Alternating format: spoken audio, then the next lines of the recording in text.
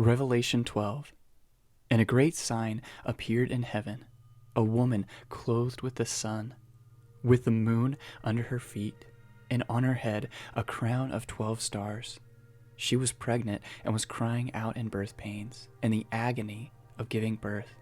And another sign appeared in heaven. Behold, a great red dragon with 7 heads and 10 horns, and on his heads 7 diadems. His tail swept down a third of the stars of heaven and cast them to the earth. And the dragon stood before the woman who was about to give birth, so that when she bore her child, he might devour it. She gave birth to a male child, one who is to rule all the nations with a rod of iron. But her child was caught up to God and to his throne. And the woman fled into the wilderness, where she has a place prepared by God, in which she is to be nourished for 1,260 days. Now war arose in heaven, Michael and his angels fighting against the dragon.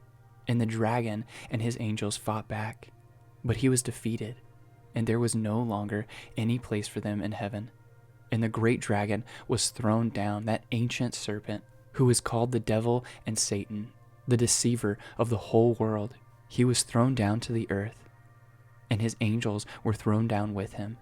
And I heard a loud voice in heaven saying, Now the salvation and the power and the kingdom of our God and the authority of his Christ has come.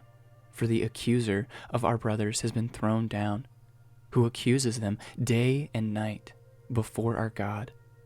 And they have conquered him by the blood of the Lamb and by the word of their testimony.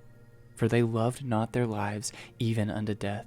Therefore rejoice, O heavens, and you who dwell in them, but woe to you, O earth and sea, for the devil has come down to you in great wrath, because he knows that his time is short.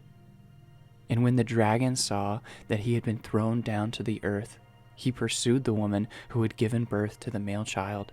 But the woman was given the 2 wings of the great eagle, so that she might fly from the serpent into the wilderness, so the place where she is to be nourished for a time, and times, and half a time. The serpent poured water like a river out of his mouth after the woman, to sweep her away with a flood. But the earth came to the help of the woman, and the earth opened its mouth and swallowed the river that the dragon had poured from its mouth.